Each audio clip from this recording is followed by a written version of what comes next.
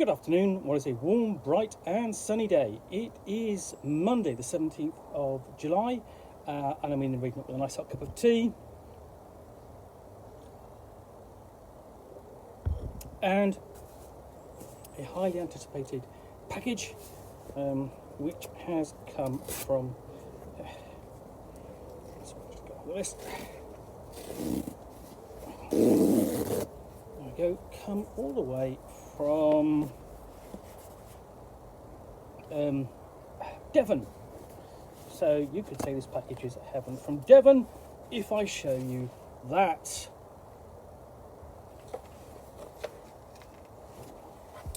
What I have got is the highly anticipated Pendragon Starter Set.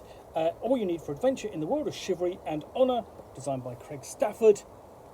This is a essentially introduction to the world of Pendragon, to Pendragon 6th edition, and is the starter set for the premier Arthurian role-playing game. So, relive the glory of Arthur's court. Pendragon is a role-playing game set in King Arthur's Britain. You take on the role of knights and overcome mythical monsters, rival knights, and other wondrous challenges in search of glory. The Pendragon Starter Set represents a world of great adventure. This is the time of the sword and the stone, of the boy king and Merlin and their struggles against those who would seize the crown for themselves, and of the flowering of chivalry. This is a time of desperate battles, dark portents, enchanted forests, pride, and self-indulgence.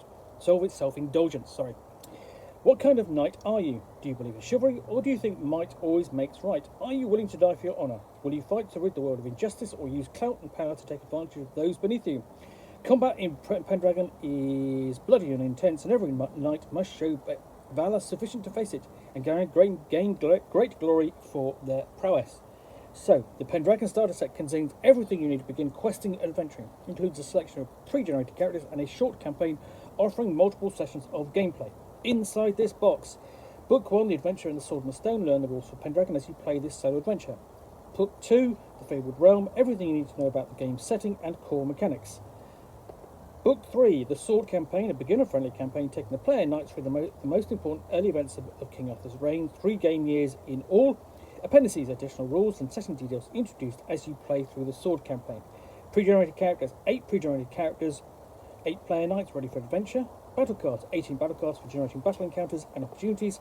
Dice, a set of 7 polyhedral dice suitable for role-playing in Pendragon. And then essentially what we have is, what is Pendragon? Pendragon is Chaosium, an innovative role-playing game of adventure, romance and intrigue set in the marvellous world of King Arthur and the champions of the Round Table. Players take on the roles of heroic knights, men and women who harness their passions and beliefs in their quest for honour and glory. With the companions are brave squires, seekers of knowledge and courtly folk of good heart at their side. They are all that stand between Arthur's vision of a just and humane future and the dire forces that would see it fail. That's quite a lot of information on the back, but it does sell the game. This is originally published in, essentially Pendragon 1985, 1984, I think it's 85. And I've already done an unboxing of that box set. And really this is one of the earliest games where the rules encourage you to roleplay. What's key to it are passions. So you have famously valor and cowardice, chaste and lust, and so on. And you've got like 20. You've got a set of 10 paired traits or personality traits, which you will roll against to see how you act. Not all the time, but only when it's pertinent. Or you can use them as role-playing guides. And they will push you in general towards being an archetypal kind of chivalric knight. Although you can play that against that as well if you want. So, let's get this open, find out what is inside.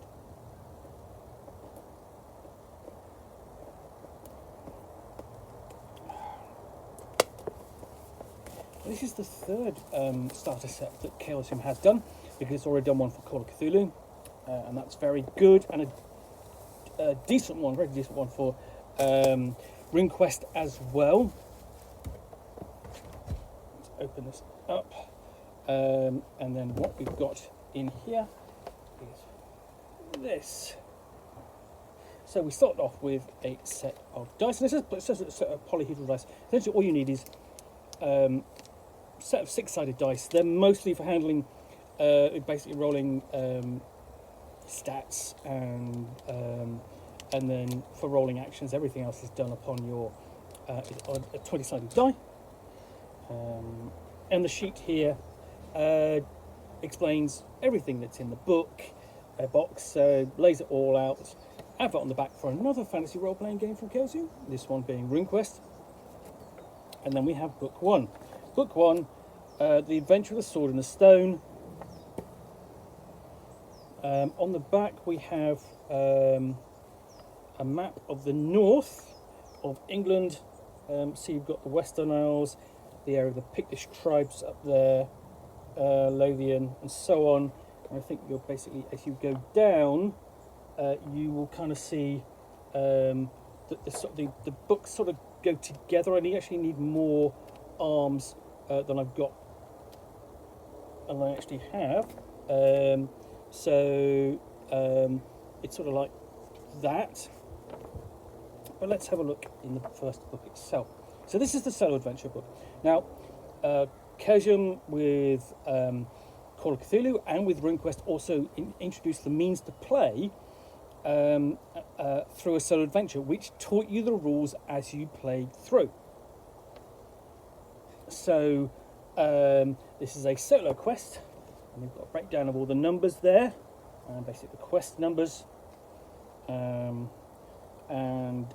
This is where you start off with play,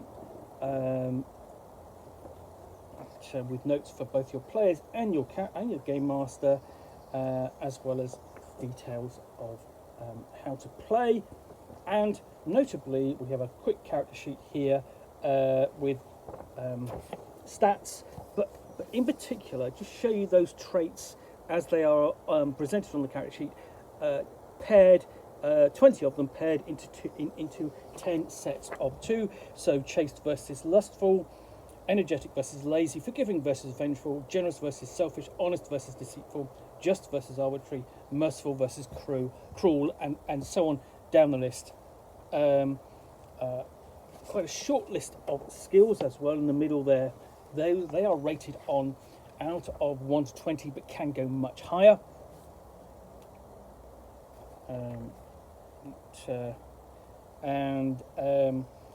So we have discussions of how essentially how to play the game, breakdown of your character,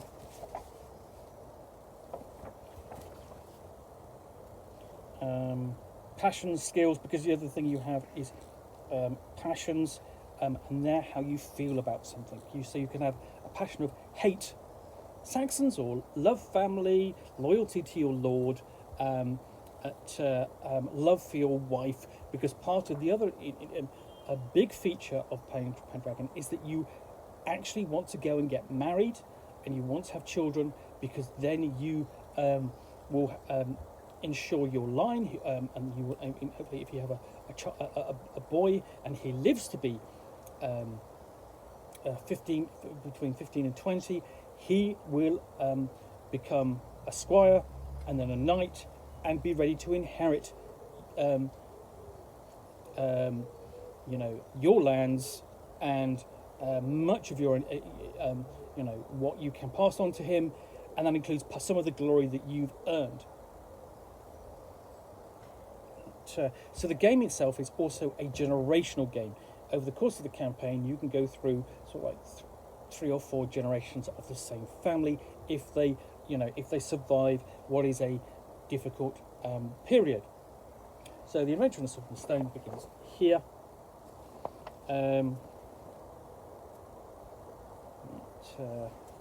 Notes there on doing the right thing in the scenario, and how to how to be a good knight. Just the general entries.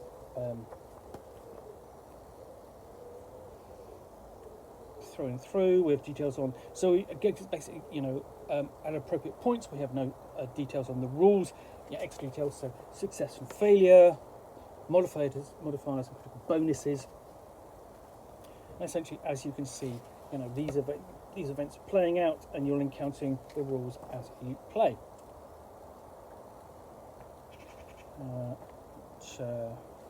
And some of that includes featuring and finding this cave hut, and an encounter with the little people. The artwork is really lovely.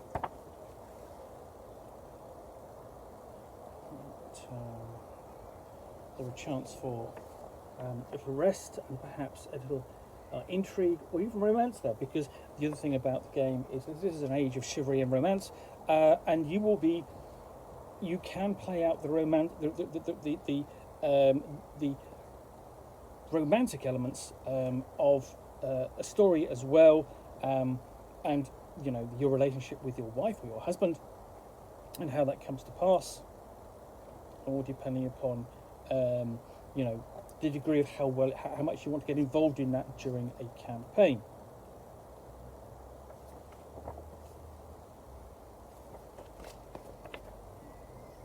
And essentially, and the thing is, once you have a wife, she becomes an NPC, an important NPC, part of your family, and you will be, almost playing her as well during the campaign. So at the end here, we have Arthur about to take the sword from the stone, and we have the story awards at the end there as well. So then we go on to book 3, the Fabled Realm, Pendragon, 6th edition. Rules and setting. So this is a much thicker book. On the back we have a map of Cumbria, which is the northern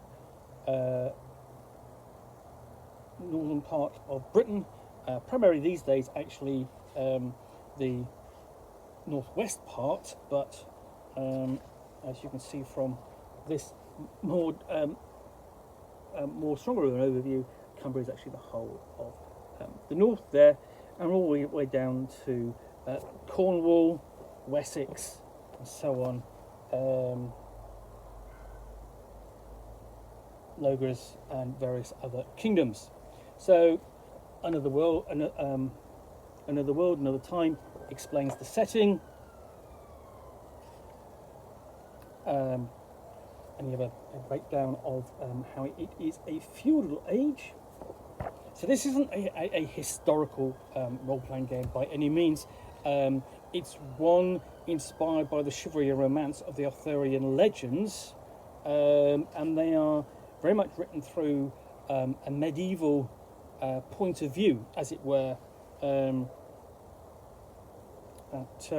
So it's not so much, although the period when these stories are set is commonly known as the Dark Ages, or basically post Roman Britain, it's got a much more advanced feel to it in terms of men and women riding around in armour, wielding swords, and so on. And something notable we have is the artwork, which also works its way into the margins. So we have marginalia in the style of monks copying and illuminating manuscripts, and sort of getting a little bit bored and adding things to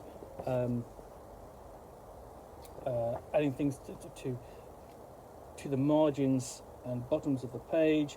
So flipping through, we have a basic explanation of the game system.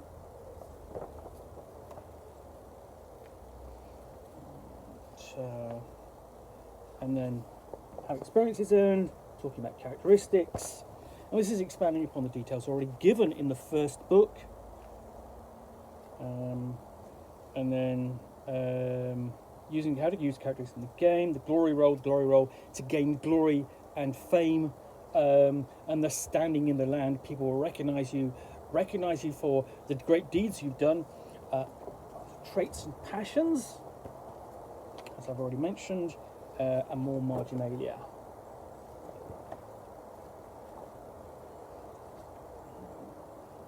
So, just flipping over the page. So we have an explanation of all the all the traits and the passions, one by one, traits defined, passions,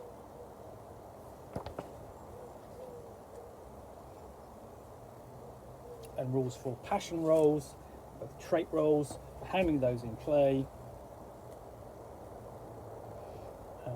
And passions can become unbridled, which means you are acting with great passion, whether to your benefit or your detriment, because passions can go against you as well as for you. That's unfortunately how they work. And it's possible to be driven into madness, melancholy, misery, and so on, when the devil strikes. And then we have an explanation of the skills. And the skills grouped into four groups. So combat skills, courtly skills, knightly skills, and woodcraft skills. And then we have essentially a definition of them following. And of course we also have a rabbit knight, because of course you need a rabbit knight in your marginalia. And honour and glory is what your player characters are seeking.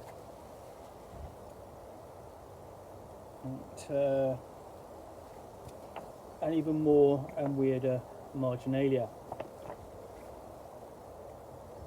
And then we come on to combat. And this is combat in various forms, so you're just essentially, as in this image here, you will be talking about possibly a hunt, individual, sort of like a duel or at a tournament, and then skirmishes, and even right up to battles. Things for a mounted lance charge. Where you basically, you are astride your horse and you're thundering towards the enemy with your lances, ready to strike. A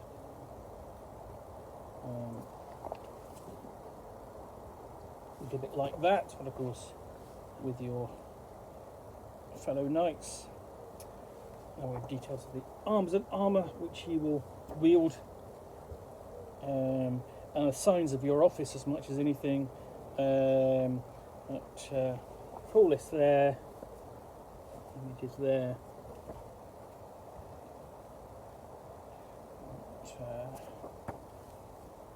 One of the great things about Pendragon is it's incredibly easy to kind of to buy into, to sell as a role-playing concept, because you are playing Arthurian knights. The big problem, of course, there is to sort of like, is to run down the,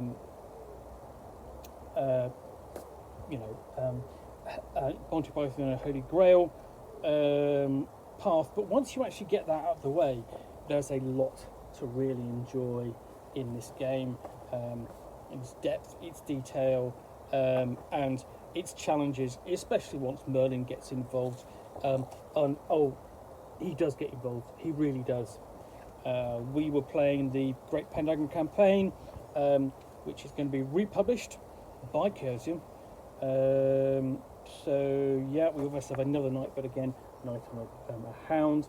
When we get into the Great Pendragon campaign, and every time Merlin appeared, it was always for the ill. We came to really loathe his appearance. So yeah, injury in health, and we have a terrible incident here with a knight unfortunately stabbing himself in the stomach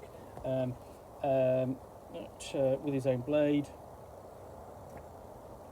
And we have to also deal with wealth and treasure, which is not the point of the game as such, but it can be earned, and ensure that you have the means to pay for your upkeep and the upkeep of your lands. And then the last thing it discusses here is the winter phase, because the other feature of Pendragon is that it occurs, it's played year by year, and it's played in two phases. It's the first role-playing game to do this, which is the summer phase, the adventuring phase, where you, as a characters, will go off and do adventures in the name of your king, in the name of your lord.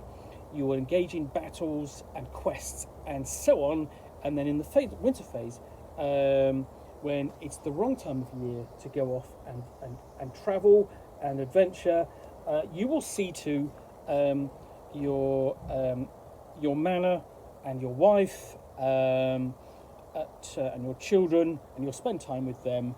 And there's a good possibility, there will be events during that period. Notably, for example, when we played through the Great Pendragon campaign, we had one player who, when it came to rolling for the survival of his horses, could not keep a single horse alive. It was just sort of like he became, a horse killer. So, as you can see, we've got a map there of Logres. So if I take this and sort of like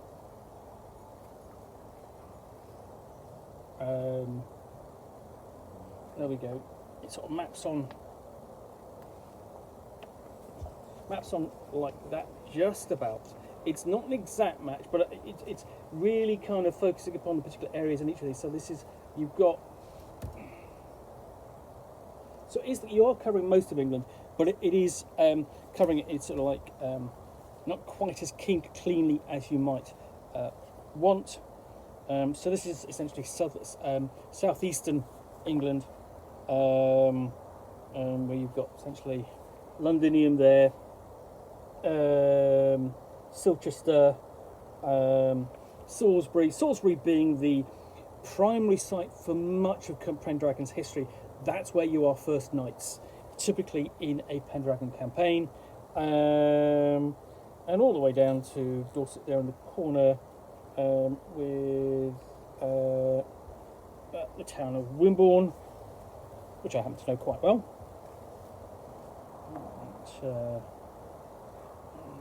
Lived there for about 8 years. So anyway, so we have book 3, the sword campaign,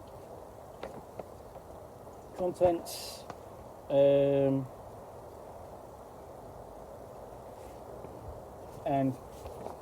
Maiden Squirrel. That's not Maiden Squirrel, but Maid and Squirrel. And introduction to the campaign. This is a campaign I'm actually hoping to play through soon. And this is going to be sessions, scenarios, and campaigns. The guide there to tracking time, because as I say, time is important because it's split into 2 phases during play. And then the adventure of the sword tournament begins in the year 510. How does basically where you start, and takes place in and around Londinium. So you've got some background on Londinium, some events where you can get yourself involved, and this part of the campaign, of the mini campaign, was part of the quick start launched at Gen Con last year.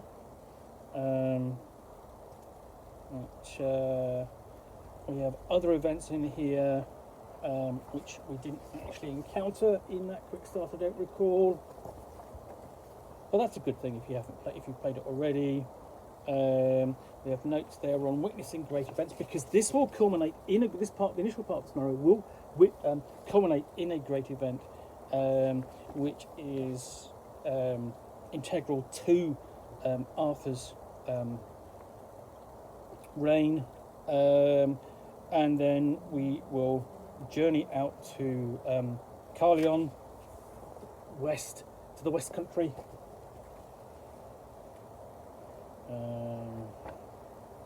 and then the second adventure is the adventure of the forest, the forest of the Silver Deer.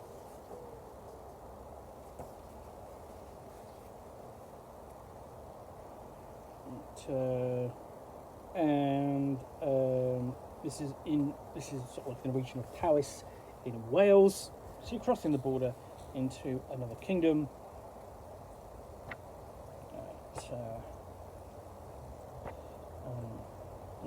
Here we are. There is the silver deer.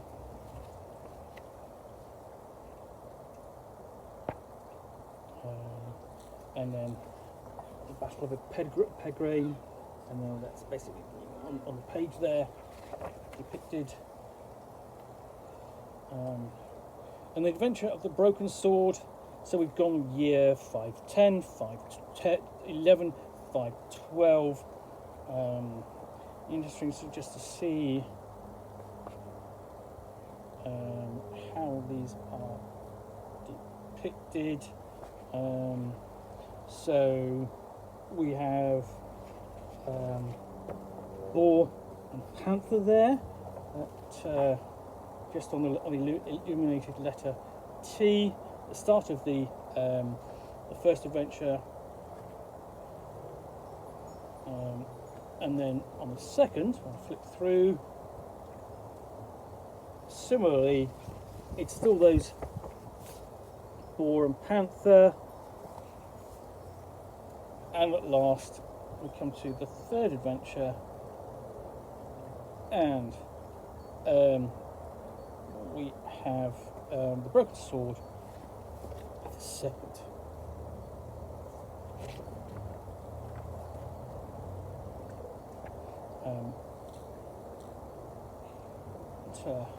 And there we encounter the lady in the lake, giving Arthur, presenting the sword, and then we have,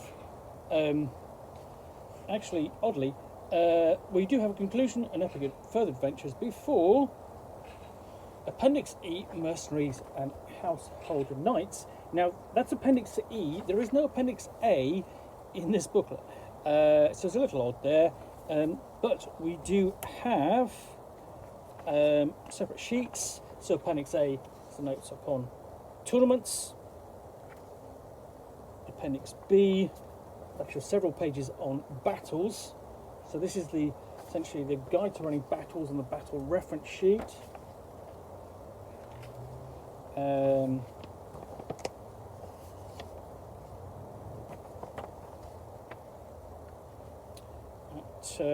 Including knight versus snail knight. Appendix C is overland movement.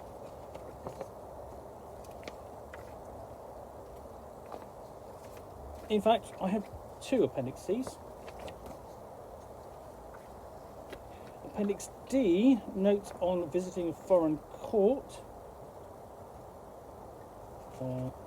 And beware snakes in your midst.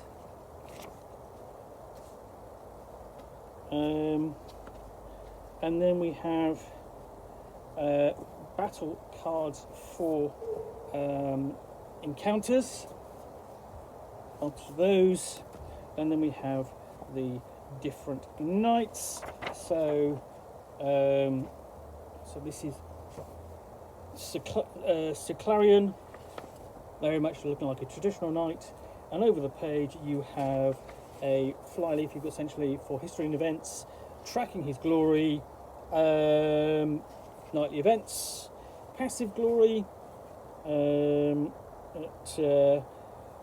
his shield, his escutcheon, and some background notes. And on the inside we have characteristics, and in the middle is all important skills, combat skills, horses, equipment, and then his traits and passions over on the left hand on the right hand side. So these are very much like the sheets from the RuneQuest Starter Set. And we have a set of rain. So he's so Clarion is a mercenary knight. Let's have a look, see if there's anything interesting about him. Pick this knight if you want to play a knight with a foot. He personifies the ideas of the class who would eagerly take up the tenets of chivalry. So that's the Clarion, and you've got notes there. Why would you play this character? So with Ivrain, it's pick this knight if you want to play a knight interested in romance, as in swordplay, with interpersonal skills and so on, and apt to back it up. Dame Linnell, one of the female knights in the set. If you want to play a knight with an unusual set of skills, a dramatic backstory and deep secrets yet to be revealed. So Avalok, the idea of playing a wisecracking, too smart for their own good knight appeals to you. Then we have Dame. Dame Tamora. If you wish to play a knight with bow and arrow, if you like a bit of the strange and mystical in your characters. Cadwallon. If you want to play a character with nothing to lose, everything to gain, someone who comes up from the humblest origins to stand against the greatest knights of the land. And then Quenhild. Play if you want to speak loudly and carry a big axe. So Asteris. If you want to play, you enjoy playing strangers in a strange land. So yeah, you've got a range of knights, both male and female. So you've got 8 there, which should give you plenty of options, plenty of choices in picking a character. So yeah, that is the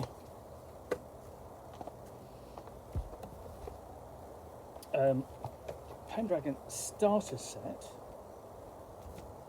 just released by Chaosium. Just put everything back in there. Sorry, just put the. And this is meant to sort of, this is like you know, a cover that works. That reflects off the cover of the original box set for Pendragon. If you can find that and have a compare the 2 images. Anyway, so that's the Pendragon Starter Set for Pendragon 6th edition, coming out soon from Chaosium. This is now available, and I'm looking forward to digging in this, reviewing it, giving it the attention that it deserves. Anyway, hope you've enjoyed this unboxing in the Nook. If you have, then please do click on the like button down below, and of course if you've got any comments or feedback, I do appreciate you taking the time to post those. And lastly, if you want to be alerted to yet more unboxings, where you will see me out here with a box containing a book or game, or in this case a starter set, which I will unbox and chat about to the best extent of my knowledge for roughly 10 minutes or so, all of course accompanied by a nice hot cup of tea, then do please click on the subscribe button down below. Thanks again for watching another unboxing of Nook. We'll be back again soon with another one. Bye for now.